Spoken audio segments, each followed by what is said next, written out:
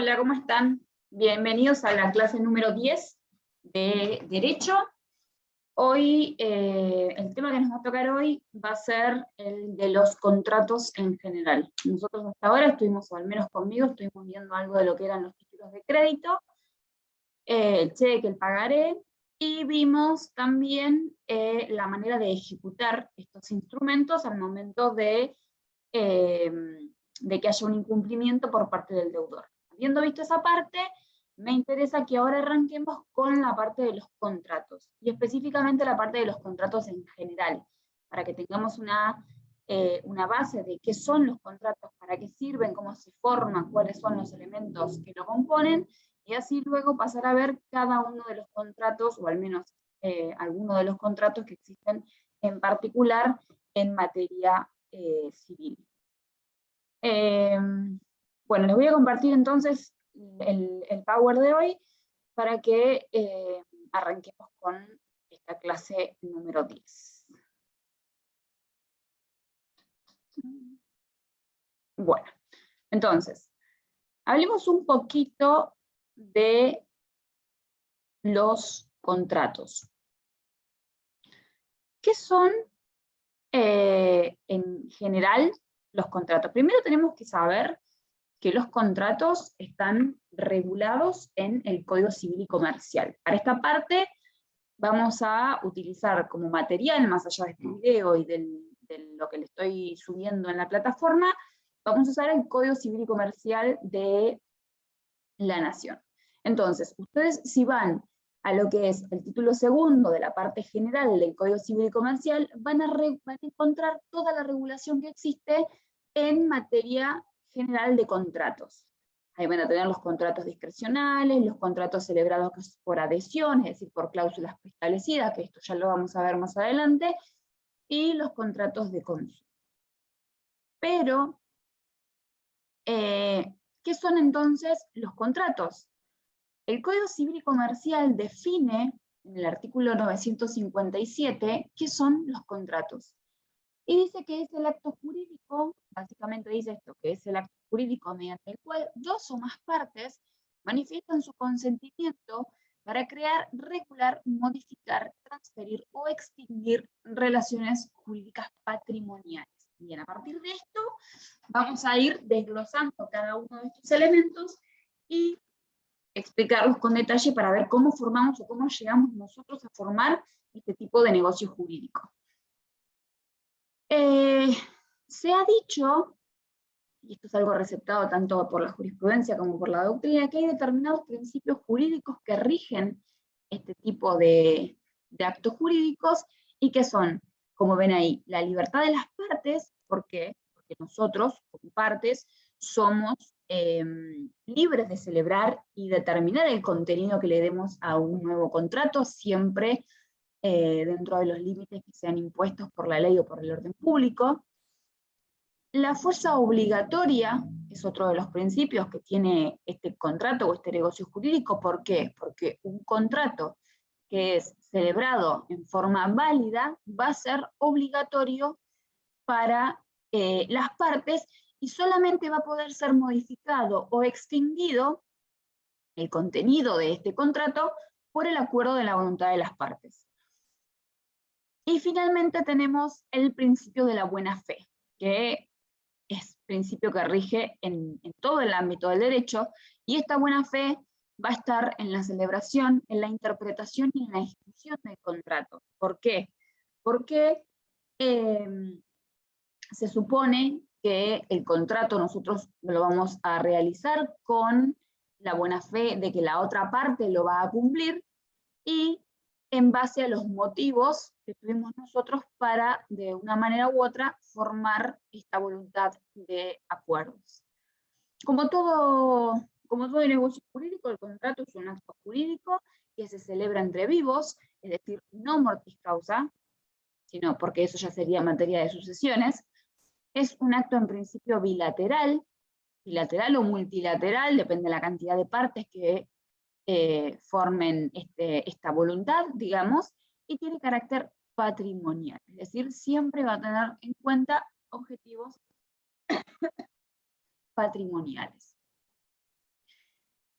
Esto sería básicamente un pantallazo, digamos, general de los contratos. Ahora bien, el Código Civil y Comercial también lo que hace es dar una clasificación de los contratos que pueden estar establecidos, una clasificación general, digamos, de los contratos que existen en nuestro ordenamiento jurídico. Y así van a poder ver que existen contratos que son unilaterales, contratos que son bilaterales. Esto va a depender de la cantidad de partes que formen este acuerdo de voluntades. Nosotros estamos hablando de contratos unilaterales, acá es una parte se va a obligar hacia la otra, pero sin que ésta quede obligada, es decir, hay un acuerdo unilateral, o bilaterales o multilaterales, cuando las partes recíprocamente se obliguen una hacia la otra. También tenemos entonces, como ven ahí en la filmina, contratos a título oneroso y contratos a título gratuito, que eso va a tener que ver con las ventajas, si existen o no ventajas procuradas entre alguna de las partes.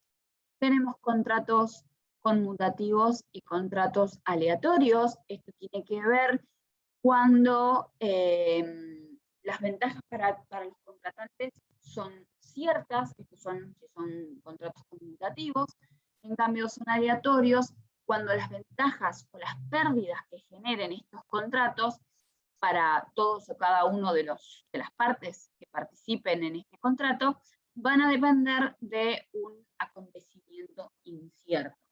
Es decir, si ocurre tal cosa, van a comenzar a producirse, supónganse, los efectos jurídicos, pero van a estar ligados a ese evento futuro e incierto. El código también hace una clasificación o menciona los contratos que pueden llegar a ser formales y los no formales, teniendo en consideración si la ley le exige para la validez de este contrato algún tipo de solemnidad y declara la nulidad en caso de que esta solemnidad no se cumpla. Vamos a ver un poquito esto de la forma, de las formalidades de los contratos y qué tipo de formalidades son, si son bajo pena de nulidad se exige esa forma, o si solo hacen a la prueba o la existencia de ese contrato. En todo caso, cuando la ley o las partes no nos impongan una forma determinada, se supone que es solo un medio de prueba para lograr probar la existencia de este contrato. Entonces, formal o no formal, de acuerdo a si la ley nos impone o no una determinada forma para la validez de ese contrato. Y finalmente tenemos la clasificación de nominados o innominados, que esto tiene que ver un poco con, si lo llevamos al ámbito penal, la tipicidad, si los contratos están específicamente regulados en la ley o no, si tienen un nombre determinado o no. Acá, supónganse, en caso de tener contratos que sean innominados, que no tengan un nombre, que no tengan una regulación específica en nuestro ordenamiento jurídico, vamos a tener en cuenta cuál fue la voluntad de las partes al momento de celebrar este tipo de contratos que no tienen un nombre específico, y a su vez las normas generales de los contratos y los usos y costumbres de ese lugar donde fue celebrado. Algo importante para que charlemos ahora tiene que ver con cuáles son los elementos de los contratos. Que como pueden ver acá, hablamos del consentimiento del objeto y de la causa.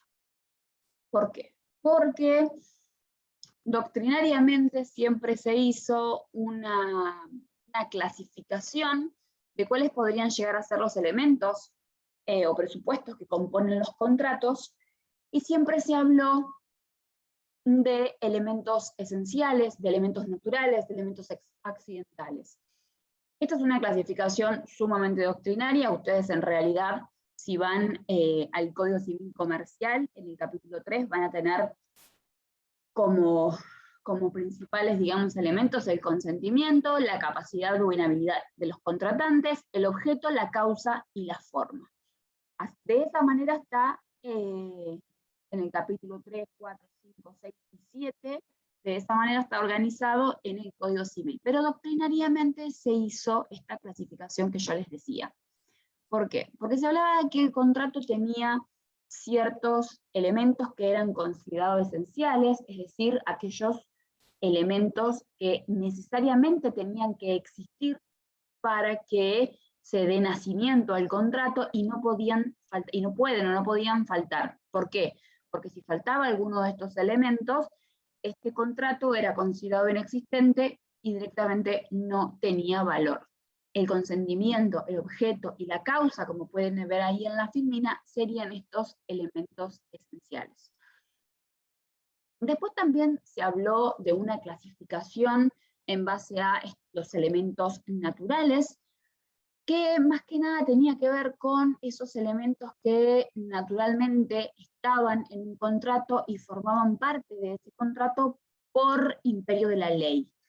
Que las partes en realidad, si bien podían o no decir nada en base a estos elementos, siempre eran suplantados por la ley. O sea, no importa si nosotros no hablábamos de estos elementos en los contratos, ya por aplicación de la ley, esos elementos iban a existir. Por ejemplo, y esto después lo van a ver, el pacto comisorio en los contratos bilaterales, los vicios redimitorios, la garantía de evicción, es decir, ciertos elementos que por más que nosotros no los mencionemos en los contratos, siempre por el imperio de la ley van a ser aplicados.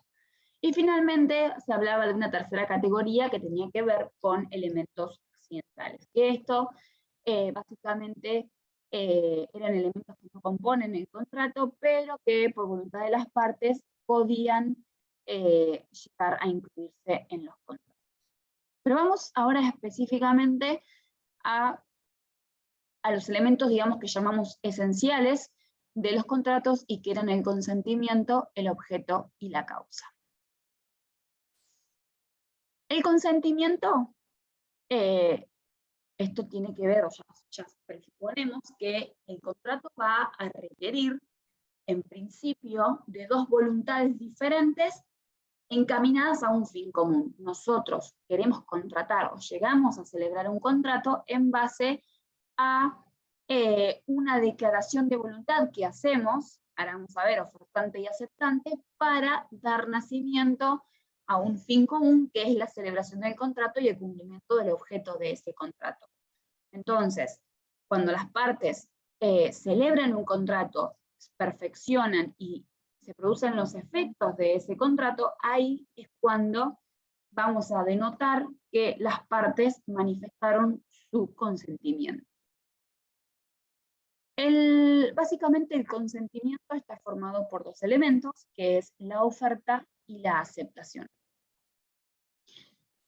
La oferta, vamos por el principio, la oferta, es decir, cuando alguien ofrece algo en base a ese contrato, es la exteriorización o declaración de voluntad unilateral y recepticia que tiene por destinatario el aceptante. Es decir, esto es importante, es la manera que nosotros, la oferta es la manera en que nosotros expresamos o declaramos nuestra voluntad unilateral, porque es de acuerdo a nuestro deseo, a lo que nosotros queremos, y que va a tener por destinatario el aceptante. ¿Por qué? Porque no la hacemos a la nada, sino que la hacemos en base a otra persona u otras personas, sean determinadas o indeterminadas, ya vamos a ver.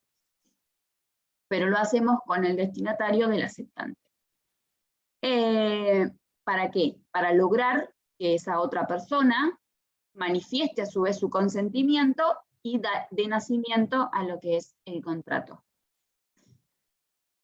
Esta oferta tiene que ser recepticia, es decir, tiene que estar dirigida a una persona o personas determinadas, tiene que estar hecha en base a un contrato especial, supónganse una compra-venta, un contrato de alquiler, un contrato de comodato, es decir, debe especificar concretamente cuál es el contrato que nosotros pretendemos celebrar y debe contener todos los antecedentes constitutivos de este contrato, porque para saber, por ejemplo, si hablamos de una compraventa, vamos a tener que decirle el precio, la forma de pago, y todas las, digamos, las modalidades que podría llegar a tener este contrato. Entonces tenemos que tener estos antecedentes constitutivos. Algo importante respecto del consentimiento es también que, en principio, la intención de obligarse con la oferta se presume. Es decir, nosotros al manifestar una oferta, se está presumiendo nuestra intención de obligarnos a esa oferta, salvo que se manifieste en esa declaración unilateral de voluntad, que estamos hablando de un compromiso o una enseñanza o que quede sujeta a revisión. Si no estamos en alguno de esos tres casos que mencioné en el código, se presume la intención de obligarse a través de la oferta. Y aparte, algo que es importante y que tiene consecuencias jurídicas, es que la oferta obliga al proponente. Es decir, la oferta tiene un carácter de obligatoria. Salvo que de los términos de esa oferta o de la naturaleza del negocio surja que no es obligatoria. Pero en principio, toda oferta obliga a su proponente. Esto entonces tenemos por un lado la oferta, la declaración unilateral de formular, digamos, la primera parte del acuerdo. En segundo lugar, porque toda una oferta requiere de una aceptación, tenemos, tenemos, digamos, la expresión de voluntad de la otra parte, vamos a tener la aceptación. La aceptación, tanto como la oferta, es una declaración de voluntad unilateral también, que está constituido por una expresión de voluntad dirigida al oferente. Es decir, nosotros teníamos en la oferta una declaración unilateral de voluntad dirigida al aceptante. Bueno, en la aceptación es una declaración unilateral de voluntad dirigida al ofertante. Entonces, cuando esta aceptación es congruente y concuerda con los términos de la oferta, va a dar nacimiento a la celebración de este contrato. Como dijimos con la oferta, la aceptación también tiene que ser una declaración de voluntad unilateral, que está dirigida a cerrar el contrato, a dar nacimiento del contrato. Tiene que ser recepticia. ¿Por qué? Porque la obligación, digamos, de la aceptación al formular esa aceptación va a ser porque primero nosotros tuvimos la propuesta del ofertante. Tiene que ser totalmente congruente con la oferta. ¿Por qué? Porque si nosotros llegásemos a modificar alguno de los términos propuestos en la oferta, esto podría llegar a dar nacimiento a la formalización de un nuevo contrato. Es decir, en principio, la aceptación tiene que coincidir con la proposición que nos envió el oferente.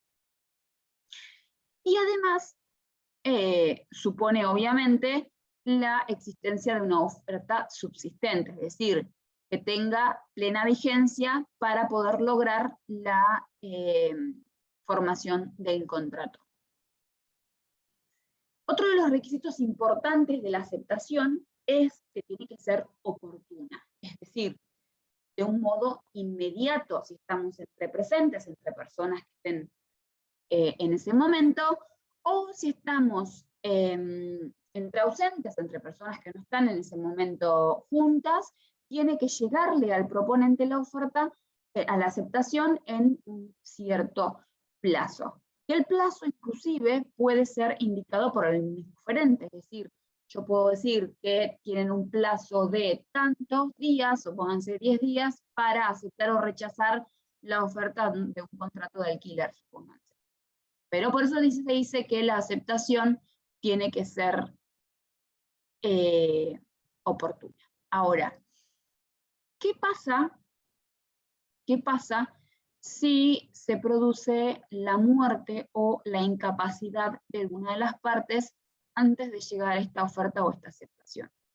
Acá el Código Civil y Comercial regula esta situación y nos dice básicamente que la oferta caduca o la oferta va a caducar, se va a extinguir cuando el destinatario fallece o se es declarado incapaz antes de haber recibido su aceptación. Entonces, si nosotros emitimos una oferta y fallece el destinatario antes de haber manifestado la aceptación, esa oferta va a caducar, se va a extinguir.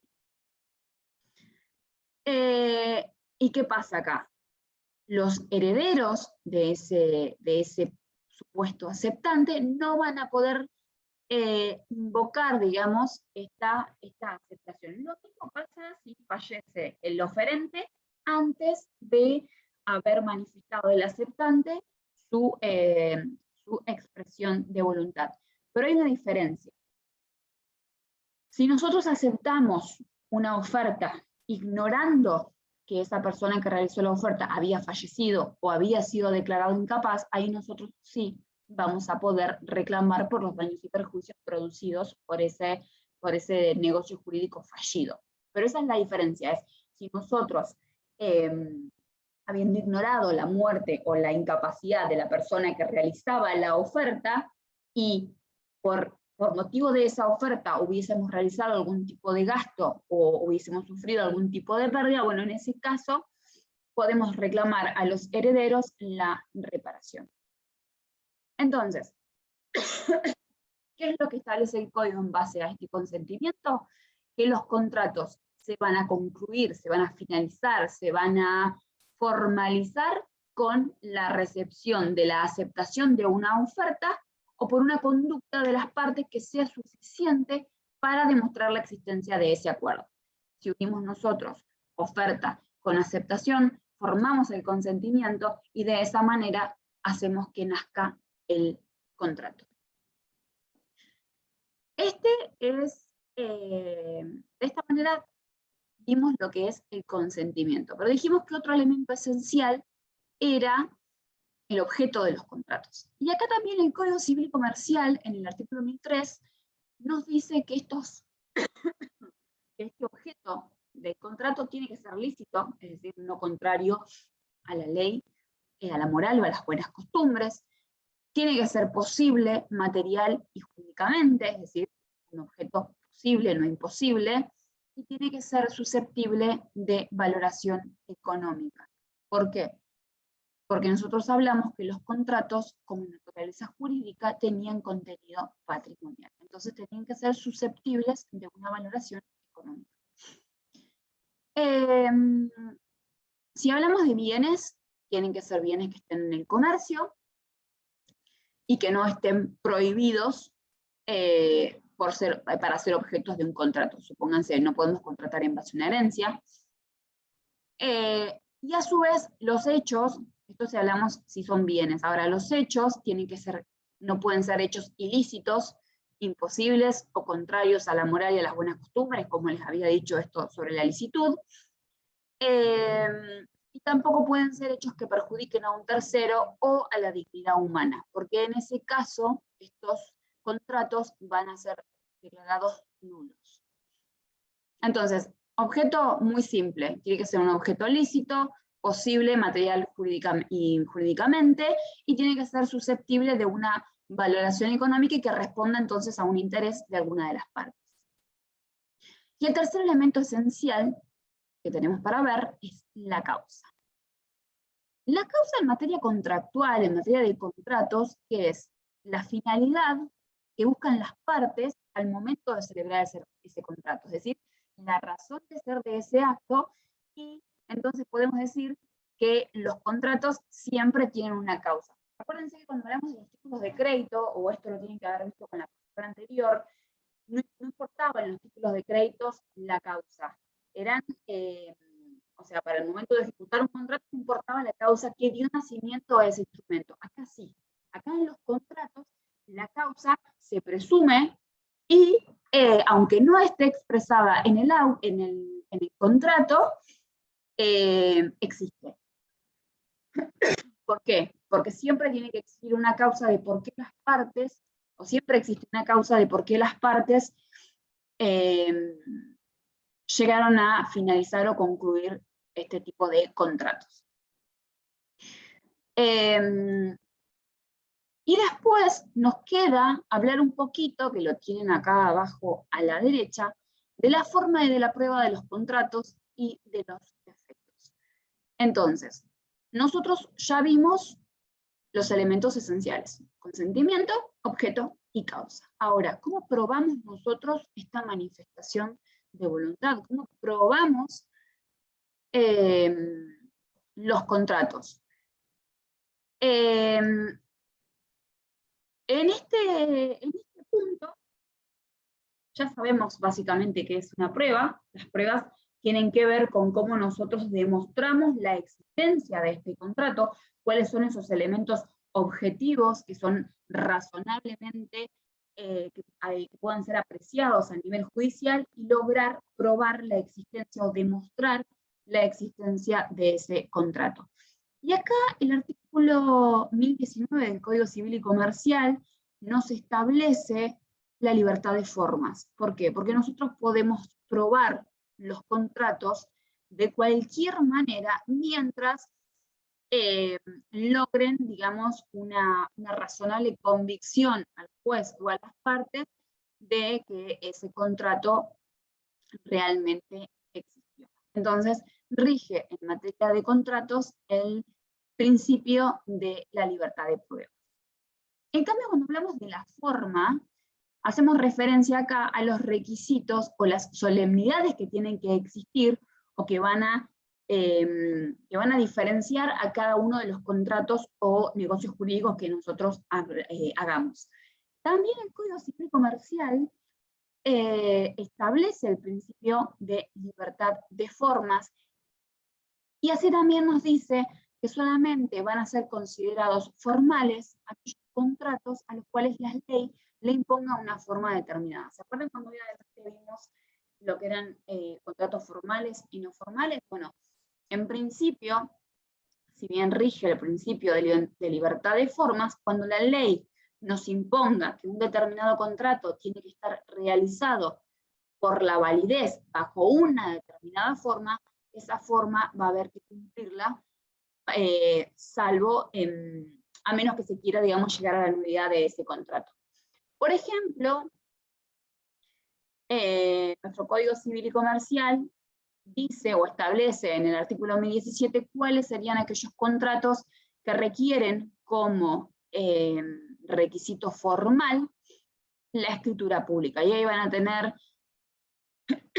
todo lo que tenga que ver con la extinción o modificación o adquisición de derechos reales sobre inmuebles, van a tener el tema de la compraventa, la permuta, la donación, los contratos que tienen por objeto derechos dudosos, es decir, va enumerando cuáles serían los contratos que sí o sí, bajo pena de nulidad, requieren la escritura. Pero, por una cuestión de conservación del negocio jurídico, la ley también, el Código Civil y Comercial en realidad también, nos dice o establece qué pasa si el contrato no se realiza bajo la forma prescrita por la ley. Acá hablamos un poquito de la conversión. Cuando estamos hablando de una forma de carácter relativo, es decir, una forma que no haga la validez de ese contrato, la ley, en lugar de sancionar la inobservancia de esa forma con la nulidad del acto, lo que hace es convertir ese negocio jurídico y permite que ese acto se convierta en otro acto jurídico válido de contenido distinto. Esto es para algunos determinados contratos, donde en vez de algunos determinados contratos, ¿por qué?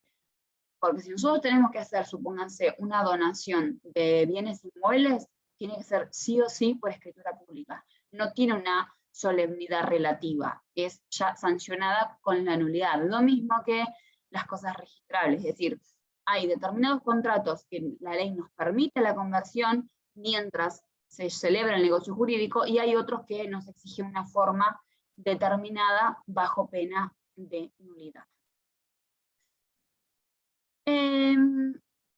Y por último quería que veamos lo que tiene que ver con los efectos de los contratos, lo que se llama efectos relativos de los contratos. ¿Por qué? Porque en principio, como todos sabemos, los efectos de los contratos van a estar establecidos únicamente entre las partes, a veces de acuerdo a determinados terceros, pero en principio los efectos del contrato van a ser para las partes que celebraron ese contrato al momento de su ejecución. Entonces, si podemos clasificar o determinar cuáles son los efectos del contrato, vamos a decir como primero y principal que el contrato se perfecciona y al momento de esa perfección, el primer efecto es la obligatoriedad entre las partes. Cuando hablamos hoy de los principios que regían los contratos, hablamos de esta fuerza obligatoria para las partes que tenían los contratos. El segundo efecto que resulta importante es determinar o decir que no, este contrato no lo podemos disolver, no puede ser disuelto o terminado, o siquiera parcialmente modificado por la voluntad unilateral de alguna de las partes. ¿Por qué? Porque este contrato surgió de una voluntad bilateral o plurilateral, es decir, si queremos modificarlo o queremos dar finalización a ese contrato, en principio debería ser una decisión tomada por todas las partes contratantes, salvo, bueno, algunos principios, algunos casos establecidos expresamente por la ley que también vamos a ver. El tercer efecto de los contratos, y esto también lo hablamos hoy cuando arrancamos la clase, tiene que ver con el efecto del deber de cumplimiento. ¿Por qué? Hablamos de que los contratos van a ser celebrados por las partes con la finalidad de cumplirlos, la finalidad de que se ejecute ese contrato, y acá tenía que estar siempre presente el principio de la buena fe. Y en cuarto y último lugar, este contrato tiene que ajustarse al contenido, es decir, nosotros vamos a cumplir el contrato en base a las cláusulas que existan en ese contrato. Pero por regla general, tenemos que saber que en principio los contratos solo producen efectos jurídicos entre las partes. Y salvo algunos casos previstos por la ley, pueden llegar a tener obligaciones o a hacer surgir efectos respecto de los terceros. Que respecto de los terceros, ustedes van al Código Civil y Comercial, el artículo 1122 nos regula o nos dice qué pasa con estos terceros interesados que en principio no tuvieron lugar en el negocio jurídico, pero que por una cuestión u otra pueden llegar a surtir efectos. Algo que podemos hablar de las partes también tiene que ver con la capacidad para poder contratar, es decir, esta actitud de la persona que tiene de ser titular de relaciones jurídicas, pudiendo adquirir derechos y contraer obligaciones, y a su vez diferenciándose lo que hace el código de la capacidad de hecho de la capacidad de derecho. El tema de la capacidad, bueno, está regulado en nuestro Código Civil y Comercial a partir del artículo 22, y en el artículo 24 ustedes tienen establecido quiénes son las personas incapaces de ejercicio.